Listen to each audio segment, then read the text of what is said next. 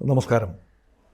ലോകത്തെ ഏറ്റവും വലിയ തുറന്ന ജയിൽ എന്ന വിശേഷണമുള്ള ഗാസയുടെ കണ്ണീർ എല്ലാവരും കാണുന്നു. കണ്ടിട്ടും കാണാതിരിക്കുന്നവരുണ്ട്, കാണാതെ ഇരുന്നു എന്ന് നടിക്കുന്നവരുണ്ട്, ആ കണ്ണീര് കണ്ട് ആത്മാർത്ഥമായി ദുഃഖിക്കുന്നവരുണ്ട്, പ്രാർത്ഥിക്കുന്നവരുണ്ട്, അതിനുവേണ്ടി എന്തെങ്കിലും ചെയ്യണമെന്ന് ആഗ്രഹിക്കുന്നവരുണ്ട്, നയതന്ത്ര തലത്തിൽ സമ്മർദ്ദം ചെലുത്തണമെന്ന് ആഗ്രഹിക്കുന്നവരുണ്ട്. ഇത് പശ്ചാത്തലമാക്കിക്കൊണ്ട് ഗാസയുടെ പുതുവർഷ പുലരി ഗാസക്കാർക്കും ലോകത്തിനും സമ്മാനിക്കുന്നത് എന്നാലോചിക്കുന്നതിനോടൊപ്പം തന്നെ ജനുവരി 20 മുൻപ് ഗാസയിൽ സംഭവിക്കാൻ സാധ്യതയുള്ള മാറ്റങ്ങൾ പെട്ടെന്ന് ഒന്ന് പരിശോധിച്ച് തിരിച്ചു വരാം എന്ന ഒരു ചിന്തയാണ് ഈ വീഡിയോയുടെ പിന്നിൽ. നമുക്കറിയാമല്ലോ, 23.5 ലക്ഷം ജനങ്ങളുണ്ടായിരുന്നു. കേവലം 367 ചതുരശ്ര കിലോമീറ്റർ മാത്രമുള്ള ചെറിയ ഒരു സ്ട്രിപ്പായ ഗാസയിൽ. ഗാസ ഫെലിസ്തീയരുടെ നാടാണ്. ഫെലിസ്തീൻ എന്ന് പറയുന്നത് കടൽ കൊള്ളക്കാരുടെ മുൻരൂപങ്ങളും അതിനുശേഷം പിന്നീട് സീ ഫെയറിംഗ് പീപ്പിളായി മാറിയ കുറച്ച് അധികായരായ ആളുകൾ അതായിരുന്നു BC പല നൂറ്റാണ്ടുകളിലായി ഗാസയുടെ മണ്ണിലേക്ക് വന്നവരുടെ ചരിത്രം. അവർ ദൂരെ നിന്ന് വന്നവരാണ്. അവർ ഒരിക്കലും യഹൂദനുമായി ചേർന്ന് നിന്ന ആളുകളല്ല. ആ മണ്ണിൻ്റെ പൂർണ്ണമായ അർത്ഥത്തിൽ യഹൂദനും പുറത്തു നിന്ന് വന്നത് അബ്രഹാമിൻ്റെ സമയം മുതൽ പുറത്തു നിന്ന് വന്ന് അവരുടെ വാഗ്ദത്ത ഭൂമിയായി മാറിയ സ്ഥലമാണ് ഇസ്രായേൽ പലസ്തീൻ മേഖല. ഗാസക്കാരും അതുപോലെ തന്നെ. പക്ഷേ ഗാസയിലേക്ക് വന്ന ആളുകൾ അവരെ ഫെലിസ്തീൻസ് എന്ന് വിളിച്ചിരുന്നു. അവരുടെ വലിയൊരു വീരനായിരുന്നല്ലോ ബൈബിളിൽ കാണുന്ന ദാവീദ് രാജാവുമായി മല്ലിട്ട ഗോലിയാത്ത്, ആജാനുബാഹുവായ ഗോലിയാത്ത്. അന്ന് മുതൽ തന്നെ ഇസ്രായേലും ഗസയും തമ്മിൽ കടുത്ത ശത്രുതയാണ്. ഇസ്രായേൽ ഭയന്നിരുന്ന ഒരു പ്രദേശമാണ് ഗസ. അപ്പോൾ ഗസൻസ് എന്ന് പറയുന്നത് പിന്നീടാണ് ഗസ എന്ന രൂപത്തിൽ വരുന്നത്. അന്നൊക്കെ ഫെലിസ്തീയരുടെ ആക്രമണം.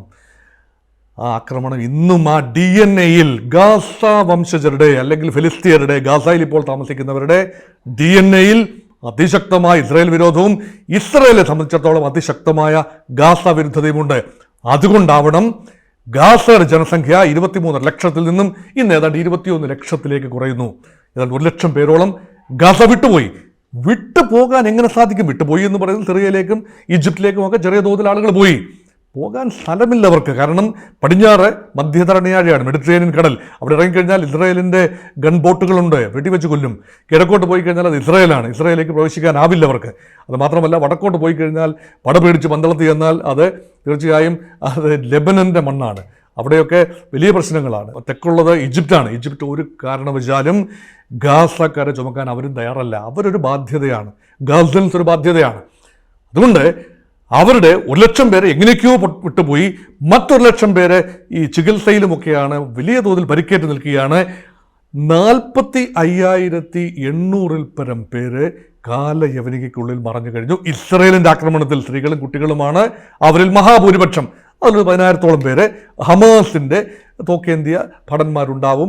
തീവ്രവാദികളെന്ന് ചിലർ വിളിക്കുകയും വിമോചന പോരാളികളെന്ന് മറ്റു ചിലർ വിളിക്കുകയും പ്രശ്നക്കാരെന്ന് കരുതുകയും ഒക്കെ ചെയ്യുന്ന വ്യത്യസ്തമായ രീതിയിൽ വിലയിരുത്തപ്പെടുന്ന ഹമാസിൻ്റെ ഫൈറ്റേഴ്സ് അതിനകത്തുണ്ട്. അതിനേക്കാൾ കൂടുതൽ പേരാണ് അവിടെ മരിച്ചത്. അതുമാത്രമല്ല, ഗാസയുടെ മണ്ണിനി ഒന്നിനും കൊള്ളില്ല. മുമ്പും കൊള്ളില്ലായിരുന്നു, ഇപ്പോഴും കൊള്ളില്ല. അവിടെ പുല്ല് പോലും കിളിക്കാത്ത അവസ്ഥയിൽ അതിശക്തമായ ബോംബും ഷെല്ലും ആക്രമണങ്ങളാണ്. അത് മാത്രമല്ല, എല്ലാ ഇൻഫ്രാസ്ട്രക്ചറും തറയ്ക്ക് മുകളിൽ ഉയർന്നു നിന്ന ഏതാണ്ട് മിക്ക കെട്ടിടങ്ങളും നാശനഷ്ടം സംഭവിച്ചു. തുരങ്കങ്ങളെല്ലാം ഓൾറെഡി മിക്കതും നശിപ്പിക്കപ്പെട്ടു. ഗാസയുടെ മണ്ണിലുണ്ടായിരുന്ന തലങ്കും വിലങ്ങും ഉണ്ടായിരുന്ന തുരങ്കങ്ങൾ, അത് ഹമാസ് പണിത തുരങ്കങ്ങൾ, സുരക്ഷയ്ക്ക് വേണ്ടി പണിത തുരങ്കങ്ങൾ, ഇസ്രായേലിനെതിരെ ആക്രമണത്തിന് വേണ്ടി ഉപയോഗിച്ച രഹസ്യ തുരങ്കങ്ങൾ ഏതാണ്ട് വലിയ തോതിൽ നശിപ്പിക്കപ്പെട്ട് കഴിഞ്ഞു. എന്നാൽ ഇപ്പോഴത്തെ ഒരു പ്രവണത എന്താണ്? ആശുപത്രികളാണ് അവസാന അഭയസ്ഥാനങ്ങൾ. സ്കൂളുകൾ പോലുമല്ല, ആശുപത്രികൾ. അവസാന ആശുപത്രിയും പ്രവർത്തനക്ഷമമായിരുന്ന അവസാന ആശുപത്രിയും വടക്കൻ ഗാസയിലെ ആ ആശുപത്രി സമുച്ചയവും ഇസ്രായേൽ ആക്രമിച്ചു കഴിഞ്ഞു.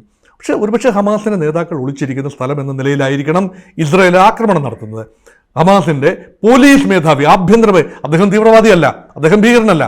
അവിടുത്തെ ആഭ്യന്തരമായ സംവിധാനം നിയന്ത്രിച്ചു കൊണ്ടുപോകേണ്ടത് ഗാസയുടെ ഔപചാരികമായ പോലീസ് മേധാവിയാണ്. ആ പോലീസ് സംവിധാനമാണ്. ആ പോലീസ് സംവിധാനത്തിൻ്റെ തലവനെയും ഇസ്രായേൽ തട്ടിയിരിക്കുന്നു. അപ്പോൾ ഇനിയിപ്പോൾ ഗാസ എങ്ങോട്ട് പോകും? ഇനിയുള്ള വഴികളാണ്. അതാണ് ഞാൻ പ്രൊജക്റ്റ് ചെയ്യാൻ ആഗ്രഹിക്കുന്നത്. ഗാസയ്ക്ക് ഇനി എന്താണ് സംഭവിക്കാൻ പോകുന്നത്? എന്ത് രീതിയിൽ ഗാസയുടെ ആളുകളെ പുനരധിവസിപ്പിക്കാൻ സാധിക്കും? സമാധാന പാക്കേജ് ഉണ്ടാക്കണമെങ്കിലും ഈ ഗാസയുടെ പുനരധിവാസവും പുനഃസൃഷ്ടിയും വിഷയങ്ങൾ തന്നെയാണ്. എൻ്റെ ടേക്ക് താഴെ പറയുന്നു. 1, വെടിനിർത്തൽ എന്നത് ഇസ്രായേൽ ലക്ഷ്യങ്ങൾ പൂർണ്ണമായി കൈവരിക്കാതെ വെടിനിർത്തൽ ഇസ്രായേൽ തയ്യാറാവില്ല. ആ ലക്ഷ്യങ്ങളിൽ പ്രഥമമായ ലക്ഷ്യം ഇന്നും മരീചികയെ തുടരുന്നു. അവശേഷിക്കുന്ന ഇസ്രായേൽ ബന്ദികളെ വിട്ടുകിട്ടണം. 250ഓളം ബന്ദികളെയാണ് കൊണ്ടുപോയത്. അതിൽ ഒരു സമാധാന കരാറിലൂടെ ഒരു 7 ദിവസത്തെ വെടിനിർത്തലിൽ കഴിഞ്ഞ വർഷം 100 പേരെ ഓളം വിട്ടയച്ചു. ബാക്കി ഒരു 50ലധികം പേരെ കൊല്ലപ്പെട്ടതായി സ്ഥിരീകരിക്കപ്പെട്ട വിവരങ്ങളുണ്ട്. എന്നാൽ ബാക്കി ഉണ്ടാവേണ്ടത് 100 പേരാണ്. ഇപ്പോൾ ലേറ്റസ്റ്റ് പുറത്തു വരുന്ന കണക്കനുസരിച്ച്, അവരുടെ തന്നെ ആഭ്യന്തര സോഴ്സിൽ നിന്നും വരുന്നതനുസരിച്ച് 34 പേര് മാത്രമേ ജീവനോടെയുള്ളൂ. അതിൽ ഒരാൾ ആത്മഹത്യ ചെയ്യാനായി തുനിഞ്ഞിറങ്ങി കഴിഞ്ഞ ദിവസം. അത് വാർത്തയായി. അദ്ദേഹത്തെ പിന്തിരിപ്പിച്ചത് അവരുടെ തന്നെ ഹമാസിൻ്റെ തന്നെ പോരാളികൾ അദ്ദേഹത്തെ പിന്തിരിപ്പിച്ചു എന്നതും റിപ്പോർട്ടായിട്ട് വരുന്നു. ഈ 34 പേരുടെ മോചനമാണിപ്പോൾ ഏറ്റവും പ്രധാനപ്പെട്ട വിഷയം. അത് മോചിപ്പിക്കാൻ തയ്യാറാണെങ്കിൽ ഒരുപക്ഷെ ബെഞ്ചമിൻ നെതന്യാഹുവിന് തലയുയർത്തി നിന്ന് പറയാം, ലോകത്തോടായി പറയാം, തൻ്റെ ജനതയോടായി പറയാം, തൻ്റെ കസേര സംരക്ഷിക്കാനായി പറയാം, ഇതാ ഞാൻ കൊണ്ടുവന്നിരിക്കുന്നു, അവശേഷിച്ച ആളുകളെ ഞാൻ കൊണ്ടുവന്നിരിക്കുന്നു. ഇതുവരെ ഒരു ബന്ദിയെയും ഇസ്രായേലിന് നേരിട്ട് മോചിപ്പിക്കാൻ കഴിഞ്ഞില്ല. ഒരു സമാധാന സമയത്ത്, ഒരു 7 ദിവസത്തേക്ക് വെടിനിർത്തിയ സമയത്ത് മാത്രമാണ് കുറേ ബന്ദികളെ, 100 ബന്ദികളെ മോചിപ്പിക്കാൻ കഴിഞ്ഞത്. അതവിടെ പ്രശ്നമായി നിൽക്കുന്നു. പക്ഷേ ഇസ്രായേൽ ഒരു കാര്യം കൂടി ചെയ്തു തീർക്കാനുണ്ട്. അതാണ് ഇപ്പോഴത്തെ പ്രധാന വിഷയം. ഗാസയുടെ പോസ്റ്റ് ഗാസ, ഇന്നല്ലെങ്കിൽ നാളെ ഗാസ വിട്ടുകൊടുക്കണമല്ലോ. എന്തെങ്കിലും ഒരു സമാധാന ഫോർമുല ഉണ്ടാക്കണമല്ലോ. ആത്യന്തികമായി ഒരുപക്ഷെ ഗാസയും വെസ്റ്റ് ബാങ്കും എല്ലാം ഇസ്രായേലിൻ്റെ സ്വന്തം ടെറിട്ടറിയായി ഒരുപക്ഷെ മാറ്റിയെടുക്കാൻ ഇസ്രായേൽ ആഗ്രഹിക്കുന്നുണ്ടാകും. അതങ്ങനെ നടക്കില്ല. കാരണം ഇന്നല്ലെങ്കിൽ നാളെ ഒരു ദ്വിരാഷ്ട്ര പരിഹാരം ഉണ്ടായെങ്കിൽ അല്ലാതെ ആ പ്രദേശത്ത് ശാശ്വതമായ സമാധാനം ഉണ്ടാകില്ല എന്ന് എല്ലാവർക്കും അറിയാം. ഓസ്ലോ കരാറിൻ്റെ അടിസ്ഥാനത്തിൽ അതിൻ്റെ സ്പിരിറ്റ് അനുസരിച്ച് 2 രാജ്യങ്ങളുണ്ടാകണം. പലസ്തീനിയൻസിന് വേണ്ടി ഒരു രാജ്യമുണ്ടാകണം. ഇസ്രായേൽ എന്ന സ്വതന്ത്ര പരമാധികാര രാജ്യത്തെ അവർ അംഗീകരിക്കുകയും വേണം. അവർ മാത്രം അംഗീകരിച്ചാൽ പോരാ, ചുറ്റുമുള്ള അറബ് രാജ്യങ്ങളും അംഗീകരിക്കണം. അതല്ലാതെ വേറെ മാർഗമില്ല. പക്ഷേ ഈ സ്റ്റെയിൽമേറ്റ്, ഇപ്പോഴത്തെ സ്റ്റെയിൽമേറ്റ്, ഒക്ടോബർ 7, 2023 തുടങ്ങിയ അനിശ്ചിതാവസ്ഥ മുന്നോട്ട് പോകുന്നത് പരിഹരിക്കണമെങ്കിൽ ബന്ദികൾ മോചിക്കപ്പെടണം. അതുമാത്രമല്ല, ഗാസയുടെ മണ്ണിൽ താമസിക്കാവുന്നൊരു അന്തരീക്ഷം ഉണ്ടാകണം.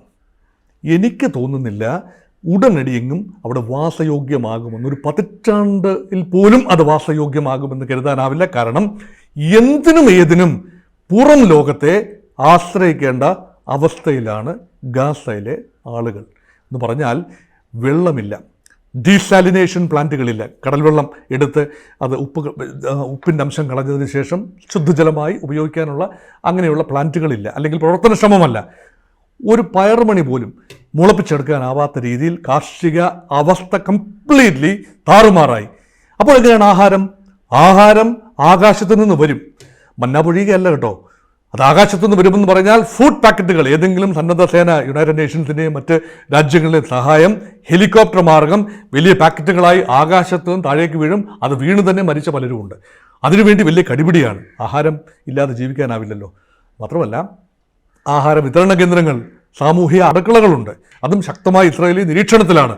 അടുക്കളയുടെ മുമ്പിൽ കിലോമീറ്ററുകളോളം ക്യൂ ആണ്. ആഹാരം കഴിക്കാനായി വരുന്ന ആളുകളുടെ ക്യൂ ആണ് കിലോമീറ്ററുകളോളം. ഇതെല്ലാം ലോകം കണ്ടു നിൽക്കുന്നു, നിസ്സഹായമായി, നിർനിമേഷമായി കണ്ടു നിൽക്കുന്നു. ഒന്നും ചെയ്യാനാവുന്നില്ല.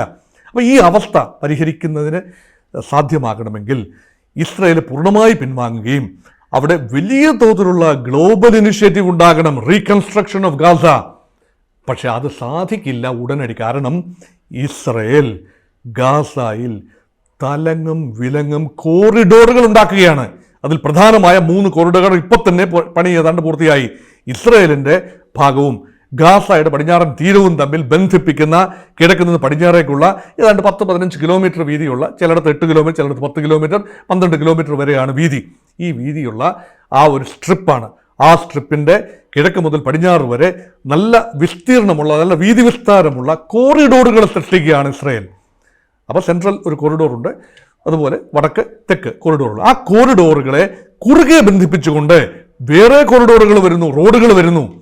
അങ്ങനെ ഈ നമ്മൾ പാടമൊക്കെ കാണുന്ന പോലെ പാടശേഖരങ്ങളിൽ നമ്മൾ വരമ്പ് കെട്ടി കളമായിട്ട് തിരിക്കില്ലേ, അതുപോലെ 100 കണക്കിന് കളമായി തിരിച്ചുകൊണ്ട് ഗാസയുടെ മണ്ണിനെ വിഭജിച്ചെടുക്കുകയാണ്. ഈ കളങ്ങളുടെ വരമ്പുകളിൽ, അതായത് ഈ ഹൈവേകളിൽ അല്ലെങ്കിൽ കോറിഡോറുകളിൽ എല്ലാം തന്നെ ഇസ്രായേലിൻ്റെ സൈനിക വിന്യാസം ഉണ്ടാകും. അത് മറികടന്നുകൊണ്ട് ഇനിയിപ്പോൾ ഹമാസിനെന്നല്ല ഒരു ഭീകര സംഘടനയ്ക്കും തീവ്ര സംഘടനയ്ക്കും ഇനി ആ ഗാസയുടെ മണ്ണിൽ അസ്തിത്വമില്ല എന്ന് ഉറപ്പിക്കുന്ന തിരക്കിലാണ് ഇസ്രായേൽ. അതുകൊണ്ടാണ് ഈ യുദ്ധം നീട്ടിക്കൊണ്ട് പോകുന്നതെന്നാണ് എൻ്റെ ഒരു ചിന്ത. അങ്ങനെ ചിന്തിക്കാനേ ലോജിക്കലായിട്ട് കഴിയൂ. അതെന്നാണോ ഇസ്രായേൽ ആ ലക്ഷ്യം, പോസ്റ്റ് ലിബറേഷൻ ഗാസ അല്ലെങ്കിൽ പോസ്റ്റ് വാർ ഗാസയുടെ ഷേപ്പ് എന്താകണം എന്ന് ഇപ്പോൾ ഇസ്രായേൽ തീരുമാനിക്കുകയാണ്. അത് മാത്രമല്ല, ഇസ്രായേൽ ഒരു ഗൂഢലക്ഷ്യം കൂടെ ഒരുപക്ഷെ ഇസ്രായേൽ ഉണ്ടാകും. പരമാവധി അവശേഷിക്കുന്ന ജീവനോടെ ഇരിക്കുന്ന 21 ലക്ഷം ആളുകൾ അല്ലെ 21.5 ലക്ഷം ആളുകൾ, അവർ പരമാവധി ആളുകൾ അവിടം വിട്ടങ്ങ് പോകട്ടെ. അതായത് ഈജിപ്റ്റ് എടുക്കുമെങ്കിലും എടുത്തോട്ട്, അവർക്ക് ഏറെ സ്ഥലമുണ്ടല്ലോ, സൈനായ് മരുഭൂമി മുഴുവനുണ്ട് അല്ലേ. അതുപോലെ ഈജിപ്തിൻ്റെ മറ്റ് ഇടങ്ങളുണ്ട്, വലിയ രാജ്യമല്ലേ, അവർ വഹിക്കുമെങ്കിൽ വഹിച്ചോട്ടെ. പക്ഷെ ഞങ്ങൾക്കിത് പറ്റില്ല എന്ന് ഈജിപ്തിൻ്റെ മാറി വന്ന സർക്കാരുകൾ പറയുന്ന ഒരു കാര്യമാണ്. ഞങ്ങൾ മധ്യസ്ഥത വഹിക്കാൻ തയ്യാറാണ്, പക്ഷേ ഗസൽസിനെ അവിടെ തന്നെ നിലനിർത്താൻ കഴിയണം. ഖത്തർ വിചാരിച്ചാൽ വല്ലതും നടക്കുമോ? ഇല്ല. ഖത്തർ ഒരു നിഷ്പക്ഷ ഈ കാര്യത്തിൽ മധ്യസ്ഥത വഹിക്കുന്ന രാജ്യമാണ്, അതും നടക്കില്ല. അതുകൊണ്ട് പിന്നെയുള്ള വഴി എന്ന് പറയുന്നത് പോസ്റ്റ് വാർ ഗാസയിൽ ഗസൻ അവശേഷിക്കുന്ന പലസ്തീനിയൻ ഗാസക്കാർ 2ാം തരം പൗരന്മാരായി അടങ്ങി ഒതുങ്ങി ഇസ്രയേലിൻ്റെ മേധാവിത്വം അംഗീകരിച്ചുകൊണ്ട് കമാന്നൊരക്ഷരം മിണ്ടാതെ ആയുധം പോയിട്ട് യാതൊന്നും അത്യക്ക് വകയില്ലാത്ത രീതിയിൽ അത്യാവശ്യം ഇസ്രയേൽ നൽകുന്ന സഹായം, ലോക കമ്മ്യൂണിറ്റി നൽകുന്ന സഹായം, ശക്തമായ നിരീക്ഷണത്തിൽ കടന്നു വരുന്ന സഹായം മാത്രം സ്വീകരിച്ചുകൊണ്ട് 2ാം കിട പൗരന്മാരായി നിലകൊള്ളാം എന്നാണ് ഇപ്പോഴത്തെ അവരുടെ അവസ്ഥ. ഇത് മാറ്റിമറിക്കണമെങ്കിൽ ശക്തമായ അന്താരാഷ്ട്ര സമ്മർദ്ദമുണ്ടാകണം, ഇസ്രായേലിനൊരു വെളിപാടുണ്ടാകണം, അല്ല എങ്കിൽ അത്ഭുതങ്ങൾ എന്തെങ്കിലും നടക്കണം. ആ രീതിയിലാണ് കാര്യങ്ങൾ പോകുന്നത്. അതുകൊണ്ട് ഗാസയുടെ കണ്ണീർ ലോകത്തിൻ്റെ കണ്ണീരായി കാണാൻ കഴിയണം, ഇസ്രായേലിന് നിലനിൽക്കാനും കഴിയണം. അത് ഗാസയെ സംബന്ധിച്ചിടത്തോളം അവരും മാറി ചിന്തിക്കണം, ഗാസയിലെ ആളുകളും മാറി ചിന്തിക്കണം. ഇസ്രായേൽ നിലനിൽക്കണം, അവരെങ്ങോട്ട് പോകും, അവർക്ക് രാജ്യമായി നിലനിൽക്കാൻ കഴിയണം, തങ്ങൾക്കും നിലനിൽക്കാൻ കഴിയുന്ന രീതിയിൽ ലോകരാജ്യങ്ങൾക്ക്, പ്രധാന ശക്തികൾക്ക്, ട്രംപ് വരുമ്പോൾ ഡൊണാൾഡ് ട്രംപിന് പോലും മനസ്സിലുണ്ടാകണം എന്ന പ്രാർത്ഥനയാണ് ഗാസക്കാർക്കും നമ്മൾ ഓരോരുത്തർക്കും.